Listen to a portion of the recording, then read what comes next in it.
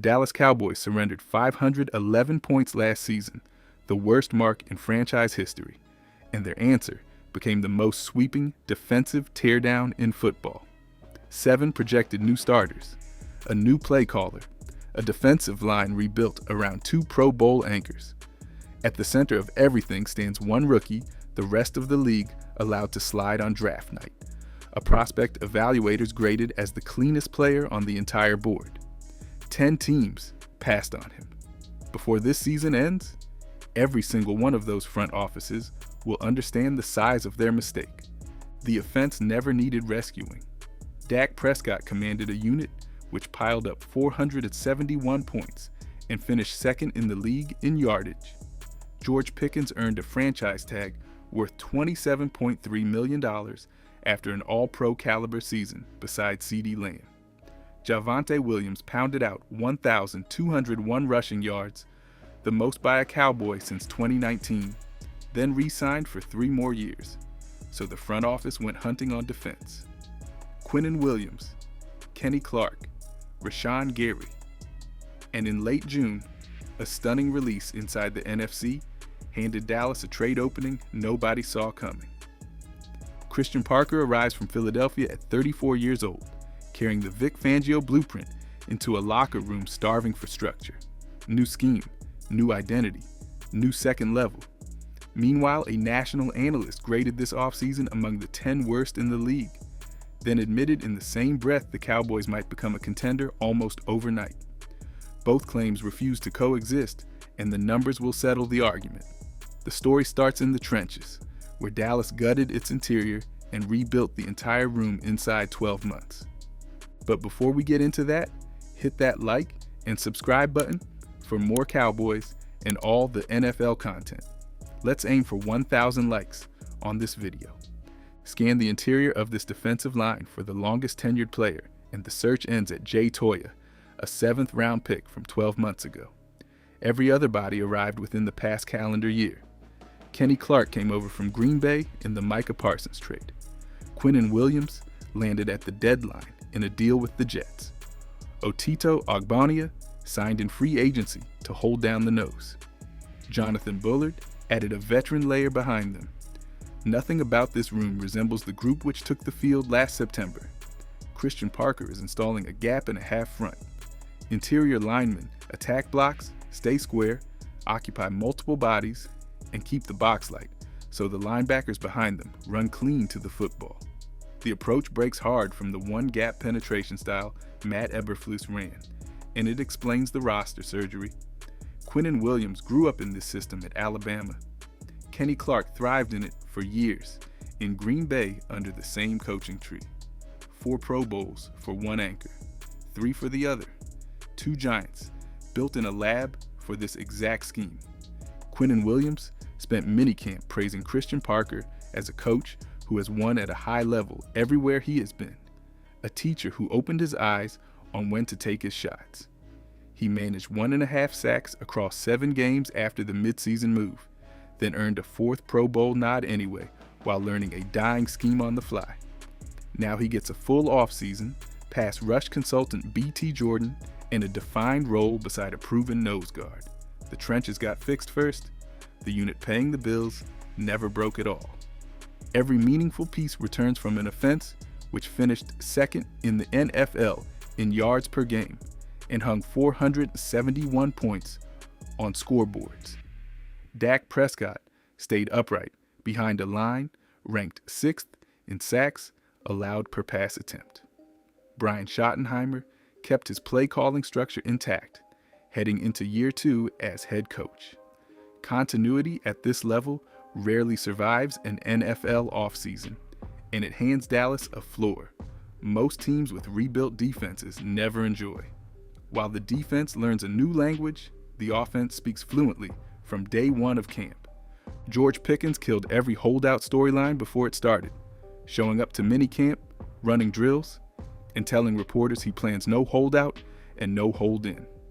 His $27.3 million tender makes him one of the highest paid receivers in football this season, and pairing him with CeeDee Lamb gives Dak Prescott the most dangerous receiving duo in the division.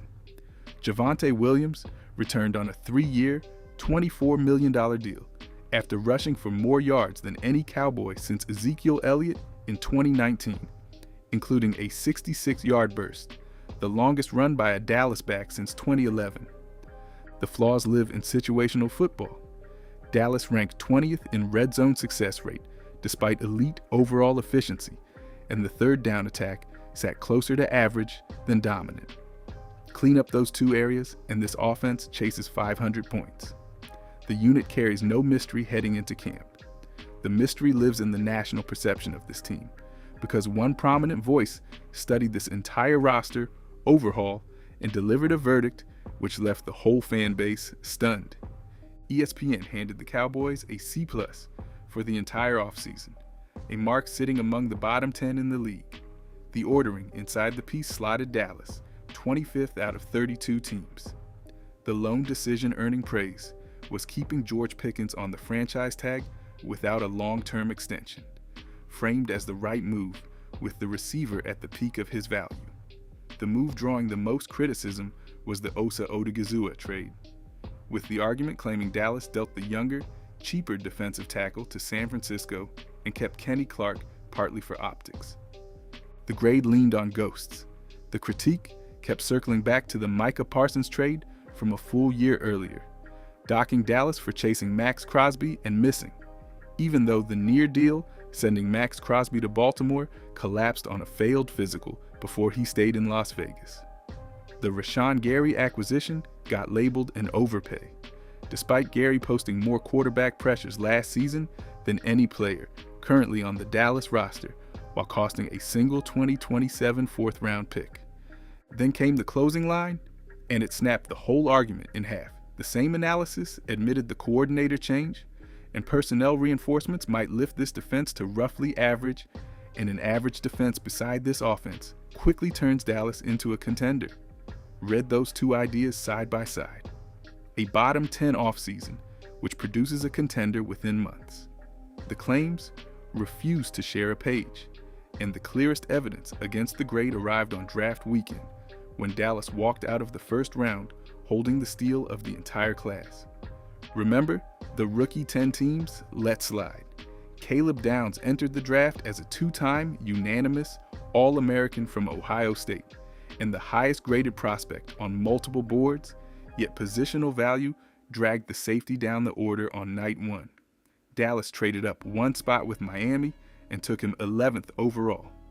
He has since won over veterans and coaches alike, taking most of his snaps in the slot while learning both safety spots, with Christian Parker describing him as a worker who craves correction and hunts for extra information. The mistake 10 front offices made now wears a star on his helmet. The class kept giving. Malachi Lawrence arrived at pick 23 out of UCF, a 6'4", 250-pound edge, who ran with the first team defense through OTAs and minicamp, while Donovan Eziruaku finished rehab from January hip surgery. Brian Schottenheimer praised his power, his length, and his surprising instincts in coverage. Jyshawn Barham landed at pick 92, acquired with the selection San Francisco sent over for Osa Odigizua. Devin Moore fell to pick 114 despite top 50 talent, bringing a 4.5-second 40 and a wingspan pushing 77 inches. LT Overton hands Christian Parker a natural 4-eye defender from Alabama at pick 137, while Drew Shelton adds swing tackle depth and Anthony Smith brings 4.4 speed to the receiver room. Behind them, undrafted tackles Tommy Dunn Jr., DJ Withers, and Kelvin Gilliam will devour preseason snaps while chasing the final interior spot. 5 of 7 picks went to defense. Every selection fits the new scheme on purpose, and the timing lines up with the division suddenly looking softer than it has in years. Philadelphia won the NFC East twice in a row, then became the first defending champion since the 2019 Patriots to lose in the wildcard round. The offense sagged to 22.3 points per game, the lowest of the Nick Sirianni era, and June brought the trade, sending A.J. Brown to New England for future picks. Legendary line coach Jeff Stoutland departed as well, leaving an inexperienced coordinator in Sean Mannion to rebuild the passing game around Jalen Hurts. The crown still lives in Philadelphia. The grip on it keeps loosening. Washington opens the season with a gauntlet, traveling to Philadelphia and Dallas before hosting the defending champion Seahawks and meeting the Colts in London, all while questions swirl around the health of Jaden Daniels. New York handed its rebuild to John Harbaugh and owns a fearsome rush tandem in Abdul Carter and Brian Burns. Yet the Giants have reached 8 wins once since 2016. Neither team projects as a 16-game problem for a Dallas roster carrying this much continuity on offense. Odds makers see the shift forming. Philadelphia remains the division favorite, with Dallas sitting second around plus 200 and money steadily pushing the Cowboys, win total over 8.5. The gap between the top 2 teams keeps shrinking on paper, and the schedule delivers a Thanksgiving showdown in Dallas with the division likely hanging on it. One more edge separates the Cowboys from the field, an advantage measured in trade leverage, and no other NFC East front office holds surplus talent the way Dallas does after the final week of June. Detroit released cornerback Terrion Arnold on June 29th, following his arrest on 8 felony charges, allegations he firmly denies as the legal process plays out. The football fallout hit the Lions immediately. DJ Reed now anchors a thin room, with Rock Ya-Sin and Ennis Rakestraw Jr. competing for the other boundary job. Sports Illustrated floated a Dallas corner as the fix, and Kalen Carson makes the most sense as the name. The Cowboys carry roughly 11 corners toward camp. Smart teams sell from surplus, and Dallas finally owns one, though nothing should move until camp proves the depth survives August healthy. Pittsburgh handed Nick Herbig a 4-year, $100 million extension, stacking a third premium edge contract beside TJ Watt and Alex Highsmith.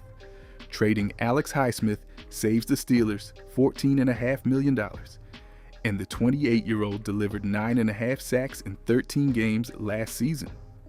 Mike McCarthy and Aaron Rodgers are chasing a closing window together, which keeps him in black and gold for now. Windows slam shut fast in this league. A slow September in Pittsburgh changes the entire calculus by October. Miami keeps stripping down. The Dolphins released Tua Tagovailoa, Tyreek Hill, and Bradley Chubb, traded Jalen Waddle, and left Jordan Brooks, a first-team All-Pro who led the NFL with 183 tackles, sitting on an expiring $8 million deal. A 2027 second-round pick is the price floating around, and it runs too rich for July. Patience wins here. Sellers multiply by the deadline. Prices fall as seasons collapse, and Dallas holds every card at the table, which drags this whole story to its final question. The NFC looks terrifying on paper. The Rams added Myles Garrett, the reigning Defensive Player of the Year, fresh off an NFL record, 23 sacks, to a roster quarterbacked by reigning MVP Matthew Stafford. The Seahawks enter as defending champions after beating the Patriots 29-13 in Super Bowl 60.